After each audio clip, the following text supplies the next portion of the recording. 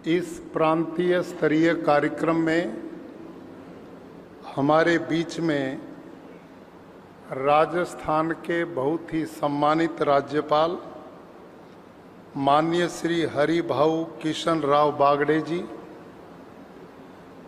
राजस्थान के लोकप्रिय मुख्यमंत्री आदरणीय श्री भजनलाल शर्मा जी, केंद्रीय कृषि राज्य मंत्री भारत सरकार माननीय चौधरी भागीरथ जी, उप मुख्यमंत्री राजस्थान डॉक्टर प्रेमचंद बैरवा जी, प्रदेशाध्यक्ष भाजपा राजस्थान माननीय श्री मदन राठौड़ जी और पूर्व केंद्रीय मंत्री एवं प्रदेशाध्यक्ष भाजपा किसान मोर्चा राजस्थान आदरणीय कैलाश चौधरी जी, सम्मानित जनप्रतिनिधिगण, अधिकारीगण और सभी अन्नदाता, किसान भाइयों और बहनों और पत्रकार मित्रों, सर्वप्रथम इस कार्यक्रम में मैं प्रदेश के माननीय मुख्यमंत्री श्री भजनलाल जी और माननीय श्री कैलाश चौधरी जी का विशेष धन्यवाद करता हूं कि जिन्होंने पूरे प्रदेश के प्रगतिशील किसान और भाई बहनों का इस भीषण गर्मी में, जिसमें आप स्टीम बाथ ले रहे हैं, इसकी चिंता न करें। आप तो किसान हैं, धरती माँ की छाती को चीरकर अन्न पैदा करते हैं, लोगों का पेट भरते हैं। इस देश में किसान का स्थान सर्वोपरि रहा है। स्वामी दयानंद सरस्वती जो राजस्थान की धरती पर लंबे समय तक रहे, उन्होंने किसान को राजाओं का भी राजा कहा है। और किसान राजाओं का भी राजा क्यों है? क्योंकि ये वो व्यक्तित्व है जो प्राणी मात्र का पेट भरता है। किसान के खेत में पक्षी भी पेट भरते हैं, पशु भी लाभ उठा जाते हैं और मनुष्यों का तो पेट भरता ही है।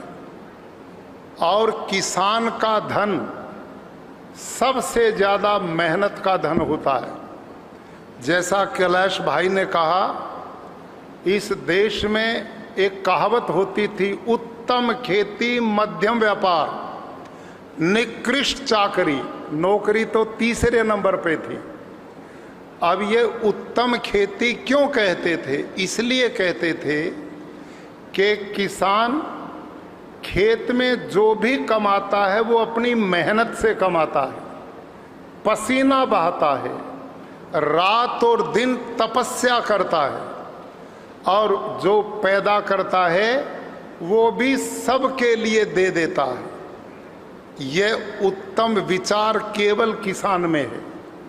तो भाई और बहनों, आज मैं आपके बीच में एक निवेदन करूंगा कि आपने बड़े ध्यान से कुछ बातों को सुनोगे तो इस गर्मी में आए हो तो लाभ मिलेगा। अब मैं भाषण नहीं दूंगा, आपसे बातचीत करूंगा। हाँ ना में आपने मेरे साथ जुड़ना है ताकि एक एक बात आपकी समझ में आनी चाहिए। मेरा पहला प्रश्न, आप प्राकृतिक खेती इसलिए करने से बचते हो कि यदि हम प्राकृतिक खेती करेंगे तो हमारा उत्पादन घट जाएगा। हाँ या ना? ईमानदारी से बताओ। हाँ, ऐसे बोलो मेरे साथ, तब मैं समझूंगा कि आज कैलाश भाई ने कमजोर विद्यार्थी नहीं, बड़े प्रबुद्ध विद्यार्थी बुलाए हैं। आजीवन में बच्चे पढ़ाता रहूं, अब क्लास चलेगी। भाषण देकर चला जाऊंगा तो कुछ पल्ले नहीं पड़ेगा। मैं वो प्रैक्टिकल बात करूंगा जो आपकी एक एक समझ में आएगी।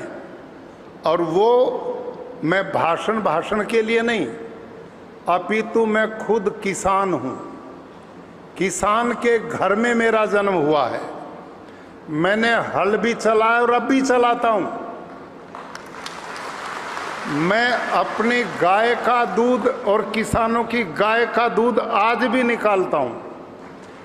आज भी कुरुक्षेत्र के गुरुकुल में 180 एकड़ में मैं प्राकृतिक खेती करता हूँ, जिसमें एक बूंद भी यूरिया, डीएपी, पेस्टिसाइड का मैं प्रयोग नहीं करता और उत्पादन रासायनिक वालों से ज़्यादा लेता हूँ। इसलिए मैं जो कहूँगा वो प्रैक्टिकल होगा और आपकी पूर्ण रूप से समझ में आएगा। तो मैंने पहली बात कही कि आप प्राकृतिक खेती से इसलिए डरते हो कि यूरिया, डीएपी नहीं डालेंगे तो हमारा उत्पादन घट जाएगा और हम घाटे में चले जाएंगे। ये आपकी समस्या है। अब इसका ध्यान सुनिए। एक है जैविक खेती और दूसरी है प्राकृतिक खेती। अंग्रेजी में पहली वाली को ऑर्गेनिक फार्मिंग बोलते हैं और प्राकृतिक खेती को नेचुरल फार्मिंग बोलते हैं। अब आप इसके भेद को समझ नहीं पा रहे। आज साइंटिस्ट, कृषि वैज्ञानिक भी नहीं समझते। बहुत लोगों को नहीं पता कि आपका भय किस कारण है। आप प्राकृतिक खेती को जैविक खेती माने बैठे हैं और जैविक खेती का प्रचार भारत सरकार पिछले 30-40 सालों से कर रही है। प्रदेश सरकारें भी कर रही हैं, लेकिन जैविक खेती के मॉडल हम देश में नहीं बना पाए। क्यों नहीं बना पाए? क्योंकि उसमें उत्पादन पूरा नहीं मिलता, उसमें मेहनत भी कम नहीं होती, उसकी बीमारियों का भी कंट्रोल नहीं होता और उसमें हमारे को लाभ नहीं मिला। इसलिए आप प्राकृतिक खेती को जैविक खेती मान करके इससे भयभीत हैं। अब जैविक खेती क्या है पहले इसको समझो आप, जिसका प्रचार करते रहे, जिस कारण आप डरते हैं। और पिछले दिनों हमारे देश के बहुत से साइंटिस्ट ने भी एक दुष्प्रचार किया कि यदि आप ये जहर रहित खेती करोगे तो ऐसे देश भूखा मरेगा जैसे श्रीलंका में हो गया। ऐसे ऐसे उदाहरण दिए गए, लेकिन ये इसलिए दिए गए कि वो प्राकृतिक खेती को समझ ही नहीं पा रहे। पहले जैविक खेती क्या है इसको अच्छी तरह समझो। नंबर 1, ये मेरी रिपोर्ट नहीं है जो मैं बोलता हूँ, ये कृषि वैज्ञानिक की रिपोर्ट्स हैं। एक है एग्रीकल्चर यूनिवर्सिटी हिसार में, एक एग्रीकल्चर यूनिवर्सिटी लुधियाना में। वहाँ के साइंटिस्ट प्रति वर्ष किसानों के लिए सिफारिशें नाम से छोटी सी पत्रिकाएं निकालते हैं। वो मैंने पढ़ी तो उसमें क्या लिखा था, कृषि वैज्ञानिकों ने खोज की कि भारत देश में लोगों का पेट भरने के लिए 2 फसलें सबसे बड़ा योगदान करती हैं, एक गेहूं और एक चावल। बोलिए हाँ या ना? गेहूं और चावल सबसे ज़्यादा देश में लोगों का पेट भरने के काम आते हैं। और इन दोनों ही फसलों का यदि भरपूर प्रति एकड़ पैदावार लेनी है तो भरपूर पैदावार लेने के लिए 1 एकड़ में 60 किलो नाइट्रोजन चाहिए। कितना चाहिए भाई? बोलो, कमजोर विद्यार्थी मत बनो। 60 किलो नाइट्रोजन चाहिए।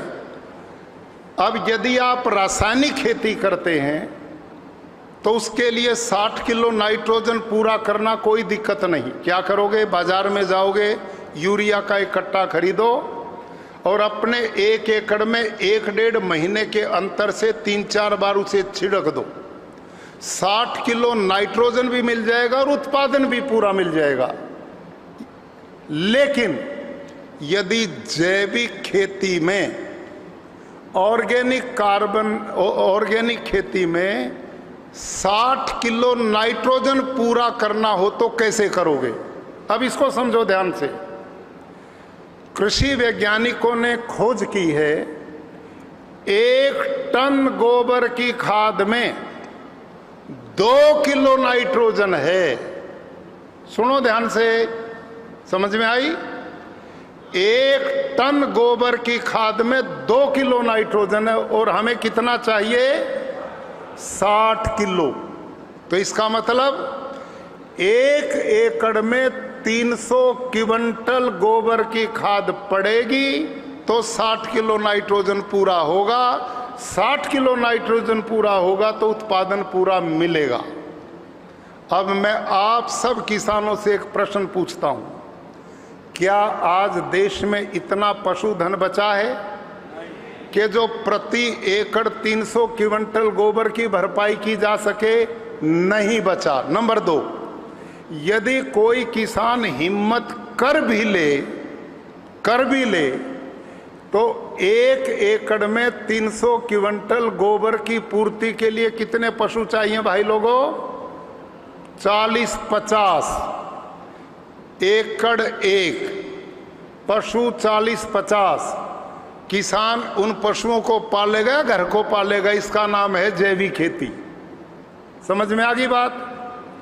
इसका नाम है ऑर्गेनिक फार्मिंग। अगली बात, इतनी गोबर की खाद जिस खेत में पड़ेगी तो उसमें खरपतवार इतना पैदा होगा, सारा दिन खुरपा लेकर बैठे रहिए उसमें, आया ना? दूसरी बात, नंबर 3, इतनी गोबर की खाद जिस खेत में पड़ेगी उसमें मीथेन जैसी गैसेज पैदा होंगी जो कार्बन डाइऑक्साइड गैस से 22 गुना खतरनाक है पर्यावरण के लिए। इसका नाम है जैविक खेती। अगली बात, किसान भाइयों, खेत में 2 तरह के कीटाणु वो हैं, जीव हैं, एक मित्र जीव और एक शत्रु जीव। खेत में जो शत्रु जीव होता है उसका भोजन मित्र जीव से डबल होता है क्योंकि वो ज्यादा बलवान होता है। जब इतनी गोबर की खाद खुली उनको मिलेगी तो वो ज्यादा बढ़ेंगे, मित्र कीट को खाएंगे और उसका परिणाम उस खेत की बीमारी नहीं जाएगी। बीमारी नहीं जाएगी तो उत्पादन भी पूरा नहीं मिलेगा। तो मोटे रूप में समझो इसका नाम जैविक खेती है। लेकिन प्राकृतिक खेती क्या, इसको ध्यान से सुना। जैविक खेती समझ गए? तो आगे अगली बात, ये जैविक खेती भारत की नहीं है। इस देश में 1905 में डॉक्टर हार्वर्ड ब्रिटेन से अपनी पत्नी के साथ आए थे इस जैविक खेती को लेकर के, और वो इंदौर के महाराजा के व्यवस्था में रहे और इंदौर के महाराजा ने जैविक खेती का प्रचार के लिए उनकी मदद की। जब वो देश के किसानों के बीच में गए कई भागों में तो उन्होंने देखा कि भारत का किसान तो हमसे भी ज़्यादा जानता है।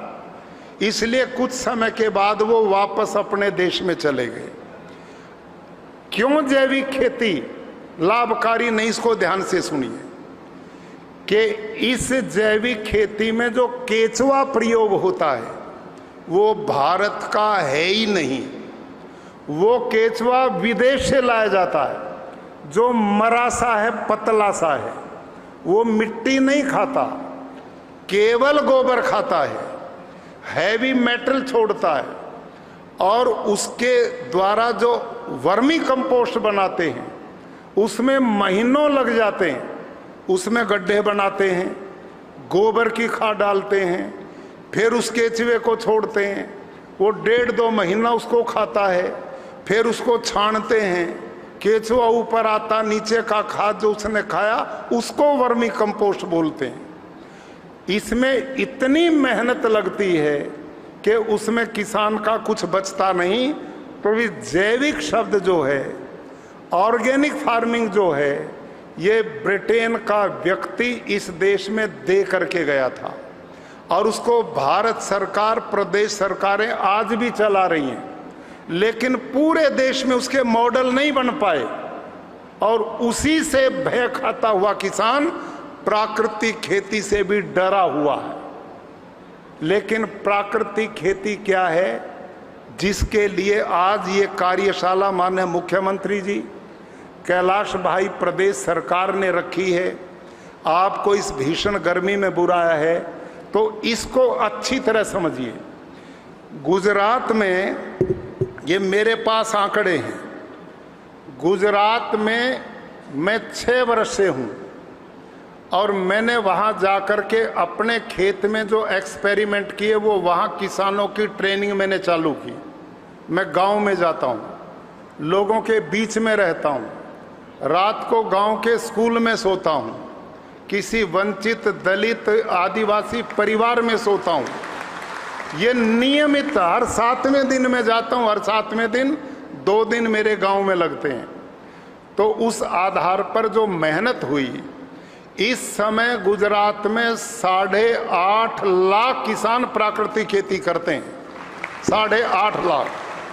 और हमारे मॉडल फार्म 7,608 मॉडल फार्म हैं, जो किसान प्रति एकड़ 4 से 5 लाख, 3 से 5 लाख रुपया 1 एकड़ से कमाता प्राकृतिक खेती में।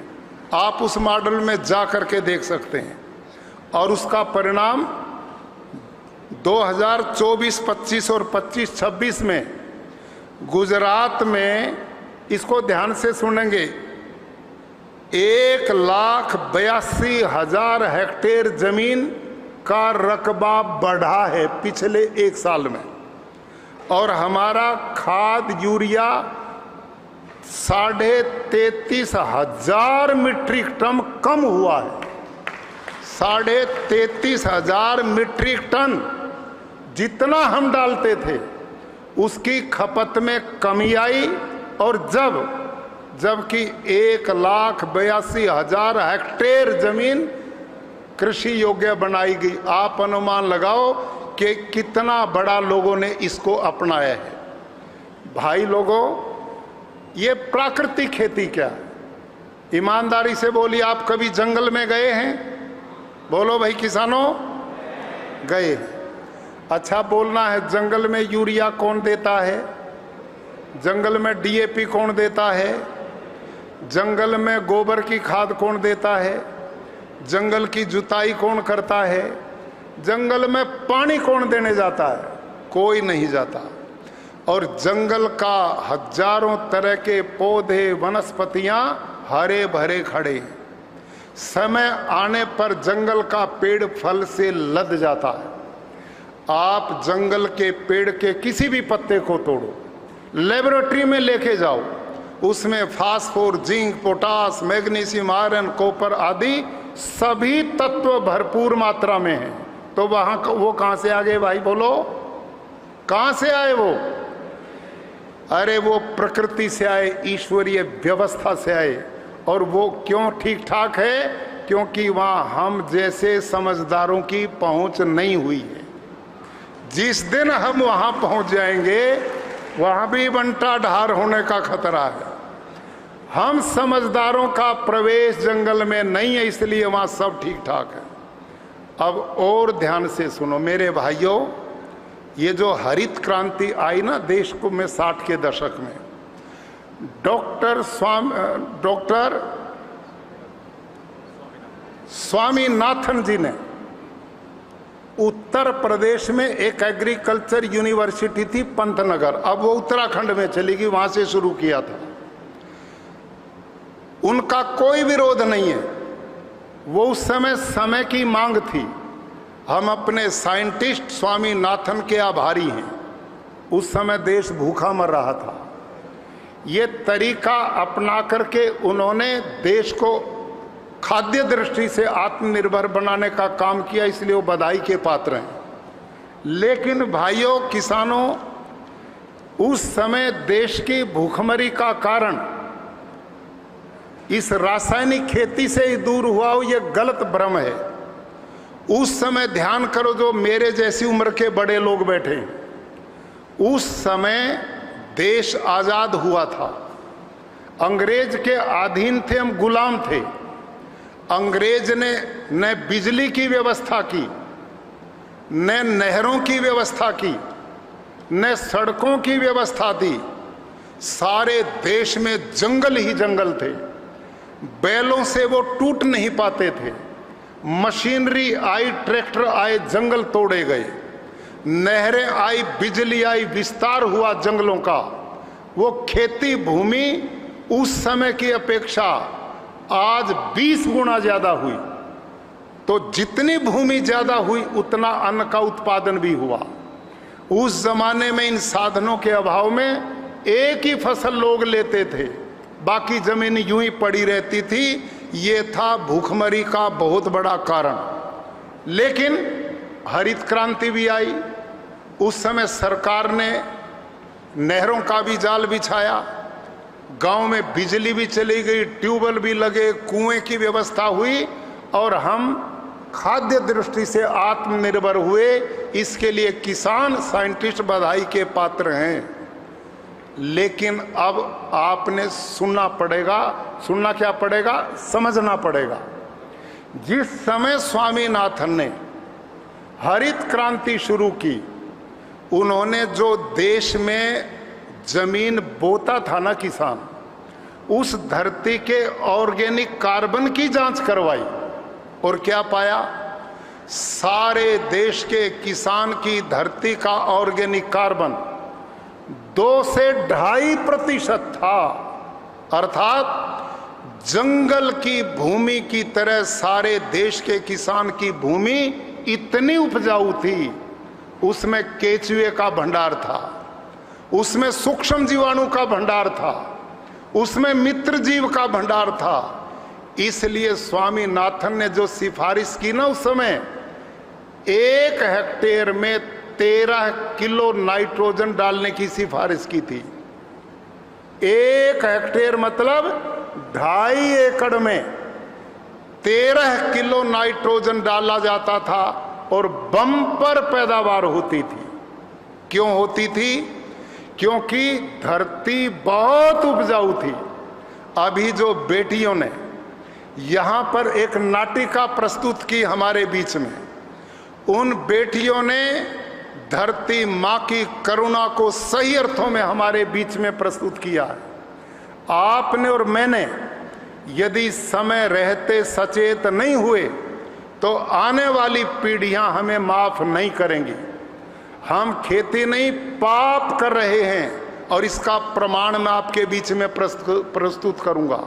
भाई और बहनों, 2.5 एकड़ में स्वामीनाथन ने 13 किलो नाइट्रोजन की सिफारिश की और साथ में क्या कहा था कि भाई हम रासायनिक खेती की ओर तो बढ़ रहे हैं, लेकिन भारत के कृषि वैज्ञानिकों को समझना होगा कि अपनी परंपरागत खेती इसके साथ नहीं छोड़नी है।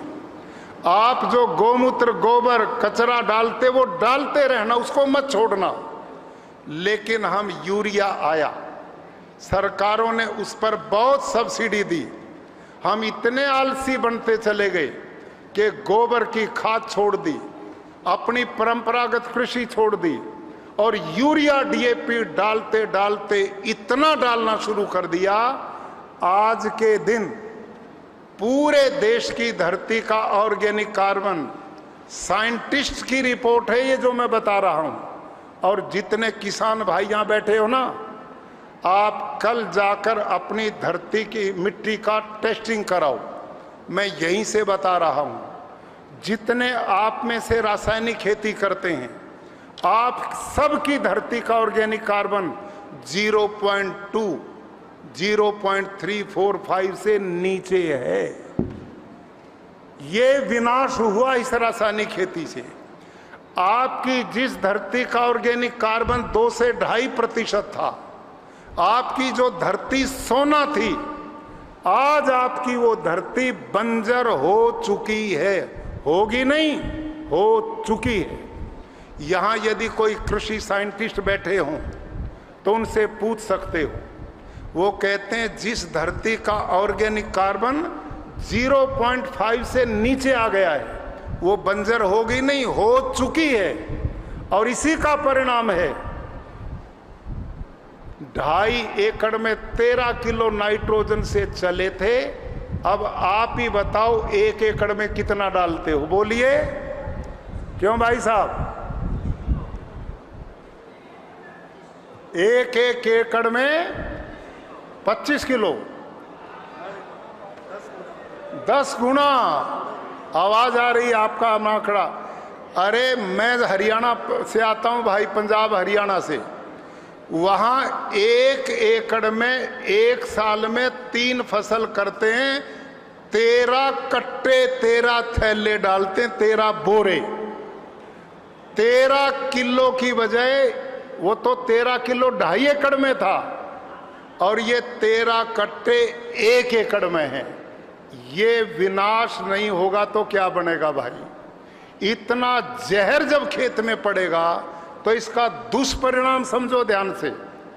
आप पढ़े लिखे बड़े प्रबुद्ध लोग बनाए चौधरी जी ने, माननीय मुख्यमंत्री जी ने। इसको और समझ लो, जो कोई नहीं जानता, कोई बताता ही नहीं आपको कि आपके द्वारा कितना पाप किया जा रहा है। देखो जब यूरिया डीएपी यूं डालते हो ना आप खेत में, यूं ही छिड़कते हो ना या यूं डालते हो, कैसे भी डालते हो, तो इस यूरिया में सबसे महत्वपूर्ण एक कंटेंट है, तत्व है जिसका नाम है नाइट्रोजन। और किसान भाइयों वो नाइट्रोजन जब खेत में फेंकते हो तो उसमें से निकला हुआ नाइट्रोजन आकाश में जो ऑक्सीजन है उसके संपर्क में आता है। जब वो दोनों आपस में मिलते हैं तो एक तीसरी गैस पैदा होती है जिसका नाम है नाइट्रस ऑक्साइड। और वो नाइट्रस ऑक्साइड कार्बन डाइऑक्साइड से 312 गुना खतरनाक है पर्यावरण के लिए, 312 गुना। जैविक खेती के गोबर से तो मीथेन जो निकलता वो 22 गुना खतरनाक है, लेकिन आप जो खेती यूरिया डीएपी की करते हो इससे ये पर्यावरण 312 गुना खतरनाक है कार्बन डाइऑक्साइड से। और इस देश में करोड़ों टन यूरिया हम किसान फेंकते हैं। कितना नाइट्रस ऑक्साइड पैदा करके हम आने वाली पीढ़ियों को बर्बाद कर रहे हैं। कितनी हमने पक्षियों की प्रजातियां नष्ट कर दी हैं, कितने जीव जंतु खत्म कर दिए हैं। केचुआ आपके खेत में बचा नहीं है जो आपके लिए वरदान था, आज ये विनाश।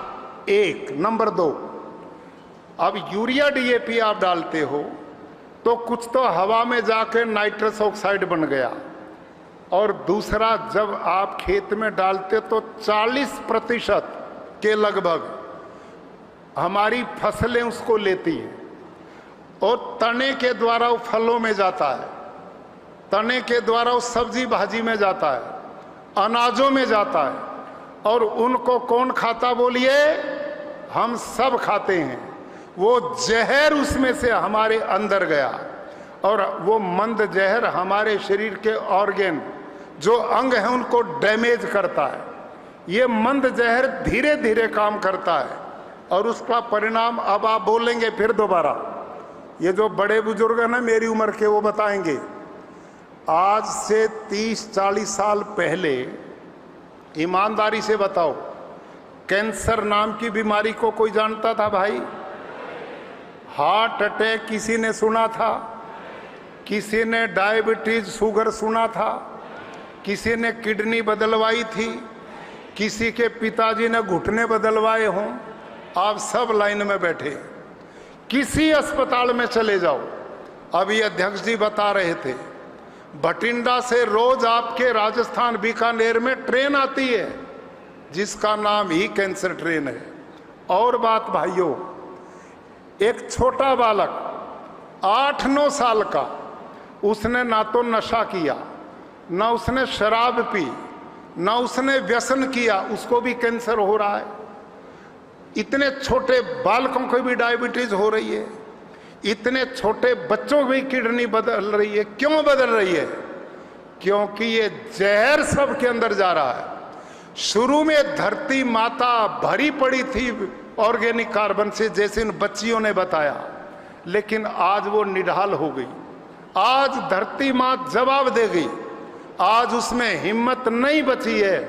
आज वो इतनी जहरीली हमने बना दी है और उसका परिणाम आज सब बीमार हैं। कहाँ अस्पताल होते थे, कहाँ डॉक्टरों की फौज थी। 100 साल के हमारे बुजुर्ग जीते थे। आज अस्पतालों में जाओ, बेड नहीं मिलता। हमारे जो राजनेता, कितनी सिफारिशें तो इसी बात की आती हैं कि हमें बेड दिलवा दो। सब अस्पताल भरे पड़े हैं बीमारों से। डॉक्टर भी बढ़ रहे हैं, बीमार उससे भी ज्यादा बढ़ रहे हैं। भाई, बिना कारण के कार्य नहीं होता। कोई आदमी यूं कहे कि भाई बादल तो थे नहीं, बारिश बहुत हुई है, समझ माने की बात है।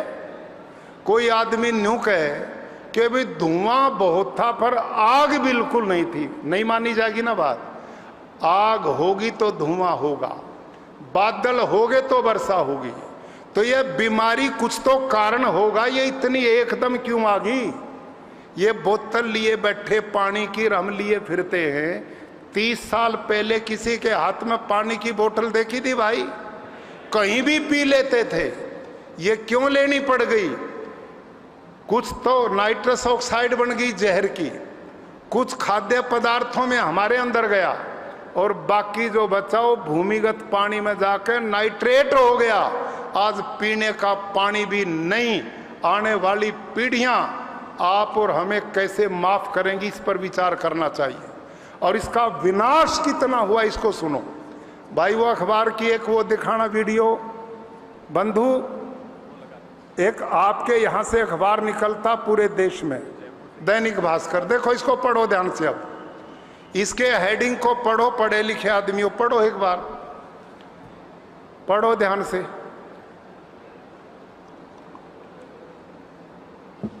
आगे समझ में। ये पैदा कर रहे हैं आज हम। दैनिक भास्कर अखबार ने कुछ साइंटिस्ट लेके 105 मालाएं ली, 105। और मेरी यहां बहनें बैठी, ध्यान से सुनो, और भाइयों जिम्मेदार लोग हुआ। 105 माताओं का दूध लिया जो अपने बच्चों को पिलाती थी, नवजात बच्चों को, क्या समझ के कि मैं अमृत पिला रही हूं। 105 में से एक भी माता नहीं बची जिसके दूध में यूरिया नहीं था, जिसके दूध में डिटर्जेंट नहीं था, जिसके दूध में कीटनाशक जंतुनाशक नहीं थे। ये मेरी रिपोर्ट नहीं है, ये रिपोर्ट फ्रंट पेज की है, यूं ही नहीं छापी जाती। और ऐसी सैकड़ों कटिंग है मेरे पास, समय अभाव में मैं नहीं दिखा पाऊंगा। आप इस एक को ही समझ लो। जितने जिम्मेदार हम यहां बैठे हैं, ये प्रमाण है कि हम खेतों में क्या पैदा कर रहे हैं। आज गाय भैंस में भी कैंसर आ गया, गाय भैंस के दूध में भी यही यूरिया, सब कुछ उसमें भी आ गया। और हम जुटे पड़े हैं, उत्पादन बढ़ाओ, उत्पादन बढ़ाओ। और ये बढ़ाओ तो सही, मौत भी तो साथ आएगी। इसको हटाओ भाई। अब अगली बात, मैं निवेदन करता हूं मेरे किसान भाइयों, प्राकृतिक खेती में धरती की उर्वरा शक्ति एकदम बढ़ेगी। उत्पादन कम होने का सवाल ही पैदा नहीं है।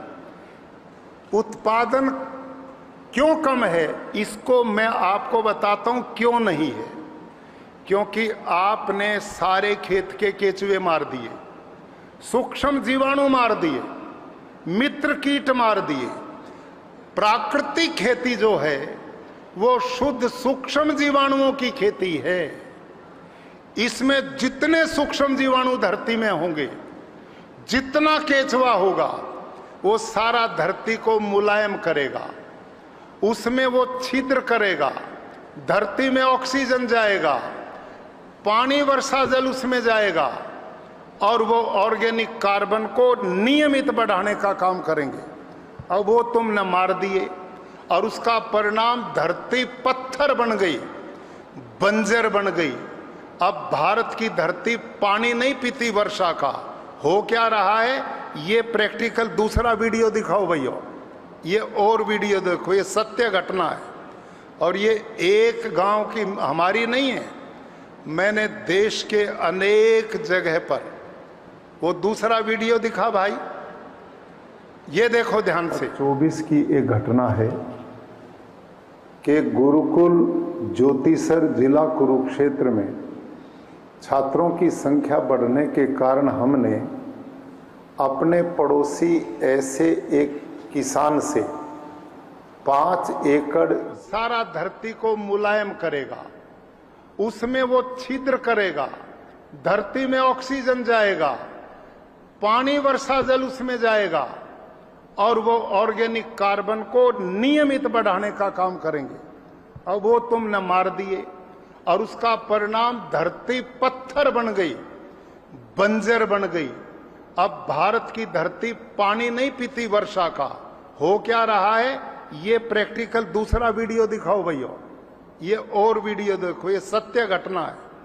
और ये एक गांव की हमारी नहीं है, मैंने देश के अनेक जगह पर, वो दूसरा वीडियो दिखा भाई, ये देखो ध्यान से। 24 की एक घटना है कि गुरुकुल ज्योतिसर जिला कुरुक्षेत्र में छात्रों की संख्या बढ़ने के कारण हमने अपने पड़ोसी ऐसे एक किसान से 5 एकड़ जमीन लीज पर ली, जिसमें छात्रों के लिए ग्राउंड बनाया जा सके। उसकी फेंसिंग के लिए प्रबंधक समिति ने निर्णय लिया कि उसमें ड्रिल मशीन के द्वारा जमीन में होल करके पाइप लगाकर उसमें तार फेंसिंग की जाए ताकि बच्चे अंदर सुरक्षित रह सकें। तो उसमें ड्रिल मशीन से जब हम छिद्र करने लगे तो जोर लगा करके भी 63 सीसी का इंजन उस भूमि में 2 इंच से ज्यादा छिद्र नहीं कर पाया। और दूसरी जगह जब होल किया वहां पर भी मशीन फेल हो गई। लेकिन फिर हमने विचार किया कि यह जमीन इतनी कठोर क्यों है, क्या गुरुकुल कुरुक्षेत्र की जिस जमीन में हम प्राकृतिक खेती करते हैं, क्या वो भी जमीन इतनी कठोर है? तो हम ड्रिल मशीन को गुरुकुल कुरुक्षेत्र के खेतों में लेकर के गए। तो वहां पर जब ड्रिल की गई तो कुल 30 सेकंड में 2.5 फीट गहराई तक ड्रिल मशीन ने छिद्र बना दिया। वो आप इन चित्रों से भी देख सकते हैं। मेरे प्यारे किसान भाई और बहनों, ये सब कुछ अंतर किस बात का है कि हमने देखा कि जिस किसान से हमने ग्राउंड के लिए जमीन लीज पर ली है, उसमें किसान पिछले 40-45 वर्षों से केवल रासायनिक खेती करता है, जिसका परिणाम यूरिया, डीएपी, जंतुनाशक, पेस्टिसाइड, इंसेक्टिसाइड ने सभी केचुए, अर्थवर्म मार दिए, सूक्ष्म जीवाणु खत्म कर दिए, धरती पत्थर बन गई, बंजर बन गई। इसका परिणाम है कि इस समय भारत की धरती पानी नहीं पी रही। वर्षा जल जब बरसता है तो ऊपर वाली 6 इंच मिट्टी को बहा करके ले जाता, बाढ़ आ जाती है। और भूमिगत जल को हम ट्यूबवेलों के द्वारा, पंप्स के द्वारा खींच करके निकाल रहे हैं और वर्षा जल धरती माता पी नहीं रही है। इस कारण भूमिगत जल घटता जा रहा है, जमीन बंजर होती जा रही, पत्थर होती जा रही। बंद कर दो भैया, इसको बंद कर दो। आपकी समझ में आई? अब देखिए, जिस धरती में रासायनिक खेती थी वहां ड्रिल मशीन 2 इंच से ज्यादा छिद्र नहीं कर पाई, और जिस धरती में मैं प्राकृतिक खेती करता हूं उसमें ड्रिल मशीन रखते ही 2.5 फीट अंदर चली गई। और उस मिट्टी की गुणवत्ता का अंतर, वो धूल उड़ रही थी और मेरी मिट्टी यूं खिल रही थी। इसका कारण क्या है? भाइयों, मैं आपसे निवेदन करता हूं, आने वाली पीढ़ियों का खेती तो दूर, पीने का पानी नहीं छोड़ के जाओगे जिस रास्ते पे हम चल रहे हैं। ये हमारे खेत में नहीं घटना, पूरे देश में मैंने अलग अलग एक्सपेरिमेंट कराए और ये ड्रिल मशीन मैंने एक यूनिवर्सिटी से कह करके परीक्षण कराए। पूरे देश में 1 फुट धरती ऊपर तो ठीक ठाक दिखती, क्योंकि उसमें आप जुताई करते हैं, उसके नीचे धरती सीमेंटेड हो चुकी है, पत्थर बन गई है। आपके राजस्थान के रेगिस्तान में भी बारिश होती तो धरती पानी नहीं पीती। क्यों? क्योंकि पानी पीने का काम धरती जब मुलायम होती थी तब करती थी। और उसका अगला कारण देखो भाई, अगला एक वीडियो और दिखा, फिर मैं समाप्ति की ओर आता हूं, काफी समय हो गया। अगला और देखो ध्यान से। आज मैं गुरुकुल कुरुक्षेत्र के प्राकृतिक कृषि फार्म पर पहुंचा। ये हमारा फार्म है, देखिए आप सब जानते हैं कि पिछले 10-11 जुलाई में उत्तर भारत में भारी बारिश हुई है और कुरुक्षेत्र में भी ये वर्षा पर्याप्त मात्रा में हुई, जिसके परिणाम स्वरूप सभी लोगों के खेत लबालब पानी से भर गए। ऐसी स्थिति में गुरुकुल कुरुक्षेत्र के प्राकृतिक खेती के अंदर जो केचुआ है, अर्थवर्म है, वो एकदम धरती से बाहर निकला और जो रास्ते हमने चलने के लिए खेतों के बीच में बनाए हैं, उनके बीच में आप देख सकते हैं कितनी बड़ी संख्या में केचुए रेंग रहे हैं, चल रहे हैं।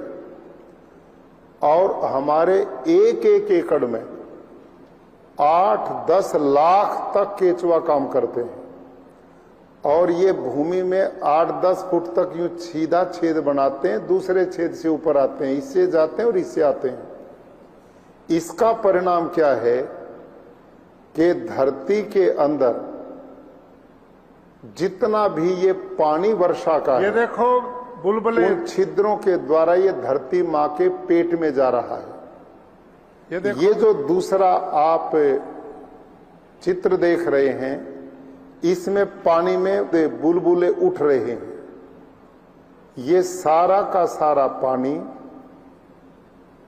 केचुओं के द्वारा बनाए गए खेतों में छिद्रों में प्रवेश कर रहा है और पड़ोसी खेतों में पानी भरा खड़ा है, उससे फसलें बर्बाद हो रही हैं। लेकिन हमारे खेत का जितना भी पानी था वो केचुए द्वारा बनाए गए छिद्रों के द्वारा सारा धरती मां के पेट में चला गया। यह है नेचुरल वाटर हार्वेस्टिंग सिस्टम। बंद कर दो भाई, इसके लिए लंबी बंद कर दो। किसान भाइयों देखा, बोलो थारे खेत में है क्या? है ये केचुआ? अरे यही तो थारा मित्र था, ये आपने मार दिया। अब ये केचुआ कैसे काम करता है? साइंटिस्ट आपको आए दिन बोलते हैं आपके खेत में फास्फोरस की कमी है, ये जिंक की कमी है, पोटास की कमी है। ये आपके ही खेत में कमी क्यों, जंगल में क्यों नहीं है? ये आपके खेत में इसलिए बर्बादी हो गई कि यही केचुए और सूक्ष्म जीवाणु थे जो धरती के पौधों के भोजन बनाते थे। ये केचुआ देखो यूं जाता धरती में, दूसरे से आता, इससे जाता, इससे आता है। 10 फुट तक धरती को ऑक्सीजन मिलता है। एक केचुआ अपनी जिंदगी में 40 से 50 हजार बच्चों को जन्म देता है और बूढ़ा होके मरता है तो अपना शरीर बलिदान करता है, धरती के 17 प्रकार के पोषक तत्व की पूर्ति करता है। किसान भाइयों, जब ये धरती में नीचे से खनिज खाता है और पेट से वो मिट्टी निकालता है तो उसी खेत की मिट्टी से 6 गुना नाइट्रोजन है इसमें। इसकी मिट्टी में 9 गुना फास्फोरस है और 11 गुना पोटास है। और इतना परिवार ये देता है कि जो बिना पैसे का मजदूर, यही हमने मार दिया। अब मैं अंत में बहुत लंबी बात न करते हुए एक बात पूछना चाहता हूं। आप सबके घर में रसोई है कि नहीं है? अच्छा, रसोई में भोजन बनाने का सारा सामान है उसमें दाल भी है, आटा भी है, घी चावल भी है, गैस भी है, सब कुछ है। यदि रोटी बनाने वाला ना हो तो भोजन बनकर अपने आप बाहर आ जाएगा क्या? नहीं आएगा ना। अरे सामान तो भोजन बनाने का सारा है, लेकिन बनाने वाला नहीं है तो भोजन अपने आप नहीं बनेगा। मेरे किसान भाइयों, ये जो जमीन है ना, धरती मां, ये पौधे की रसोई है, और उस रसोई में phosphor, zinc, potash, magnesium, iron, copper जो धरती में पौधे को चाहिए वो सब कुछ भगवान ने दिया है, लेकिन वो जड़वत है, गांठ बनाए पड़ा, अपने आप पौधे का भोजन वो नहीं बनते। कैसे नहीं बनते? जैसे रसोई में चावल, आटा, दाल होते भी बनाने वाला नहीं है तो भोजन नहीं बनता। तो रसोई में भोजन कौन बनाता? मां, बहन, बेटिया, महाराज। और इस धरती में पौधे का कौन भोजन बनाता? सूक्ष्म जीवाणु, केचुआ, मित्र कीट, ये होंगे तो ये उस खनिज को तोड़ते हैं, खाते हैं और भोजन पका के पौधे की जड़ को देते हैं। आपने पौधे का भोजन बनाने वाले ही मार दिए। यदि हमने अपना रसोईया ही मार दिया तो रोटी कौन बनावेगा? समझ में आ गई बात? तो ये है असली ज्ञान। और ये सूक्ष्म जीवाणु कहां से आएंगे?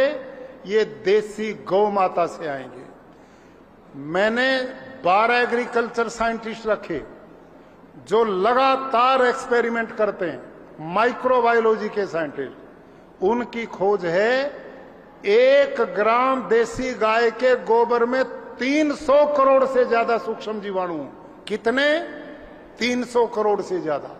और देसी गाय जो स्वस्थ है 24 घंटे में लगभग 10 किलो गोबर देती, इतना ही गौमूत्र देती है। हम इसका तरीका है जो जीवाणु बढ़ाने का काम करते हैं, वो जैविक खेती में नहीं है। जैविक खेती में गोबर यूं का यूं डालते हैं। प्राकृतिक खेती में एक ड्रम में 200 लीटर में आप 24 घंटे गाय ने जो गोबर गोमूत्र दिया वो घोल के उसमें डाल दो। उसमें 150-2 किलो गुड़, 150-2 किलो दाल का बेसन और 2 मुट्ठी मिट्टी, और इसको 5-6 दिन घोलना। शाम सवेरे 5 मिनट सवेरे, 5 मिनट शाम। अब ये विज्ञान है। देसी गाय के 1 ग्राम गोबर में 300 करोड़ सूक्ष्म जीवाणु हैं, तो 10 किलो में कितने होंगे भाई लोगों? बताओ। कहो हम किसान थोड़ा ही, लाला जी थोड़ा ही हम किसान हैं, आप पे गिनती नहीं। मैं बताता हूं, गाय के 1 दिन के गोबर गोमूत्र में 30 लाख करोड़ सूक्ष्म जीवाणु, 30 लाख करोड़। और उस ड्रम में जब बेसन देंगे ना खाने को, प्रोटीन और बलवान बनेंगे। गुड़ देंगे तो मल्टीप्लाई होंगे, बढ़ेंगे। और उस मिट्टी में मिलकर जामुन लगेगा। जैसे क्विंटल दूध में आप 50 ग्राम दही डाल दो, सवेरे दही बन जाता है। यह है कल्चर बनेगा।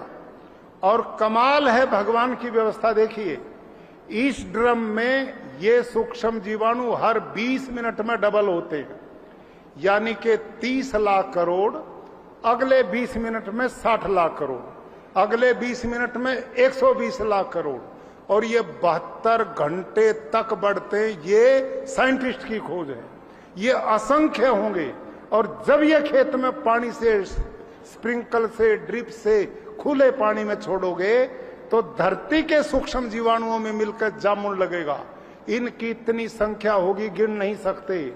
इनमें सूक्ष्म जीवाणु ऐसे हैं जो आकाश में 78.5% नाइट्रोजन है, उसको खींचते हैं, भोजन बना के पौधे की जड़ को देते हैं, और उन खनिज को तोड़ कर पौधे का भोजन बनाते हैं। अरे पौधा तो धरती से 1.5 से 2% लेता है, बाकी तो हवा और धूप से लेता है। तो मेरे किसान मित्रों, प्राकृतिक खेती की ओर बढ़ो। सरकार उसके लिए प्रबंध कर रही है।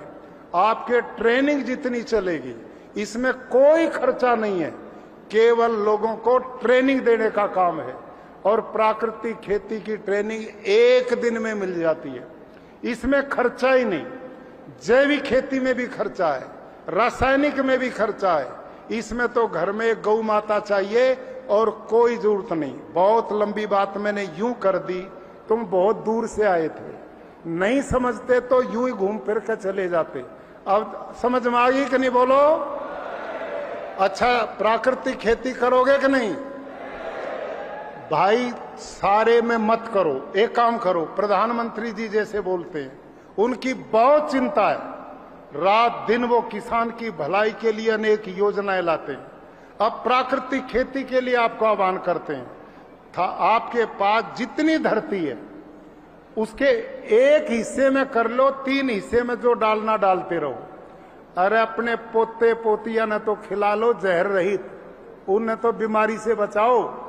आप इतने में करोगे, धीरे धीरे पता लग जाएगा भाई ये जिंदा चीज है, फिर सारे में कर लेना।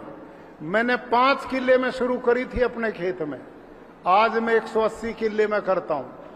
40 लाख किसान इस समय प्राकृतिक खेती देश में करते हैं। आप इस ओर बढ़ो, और मैं माननीय मुख्यमंत्री जी का, राज्यपाल महोदय का, कैलाश भाई चौधरी, हमारे भागीरथ जी, हमारे प्रदेशाध्यक्ष, इन सब नेताओं का, जिन्होंने इतनी गर्मी में, और आपने भी भाई कमाल किया, भी उठियो मत ना, आज तपस्या करो, भी मुख्यमंत्री जी ने भी बोलना है। आप सबसे मेरा निवेदन है, ये देखी दिखाई बात नहीं है, धरती पे जो मैंने किया और लाखों लोग जो कर रहे हैं, उसका लाभ हमारे राजस्थान के बहादुर किसानों को मिलना चाहिए। ये तो वीर भूमि है, आपका संदेश देश में फैलना चाहिए। इन्हीं शब्दों के साथ बहुत बहुत धन्यवाद। Thank you.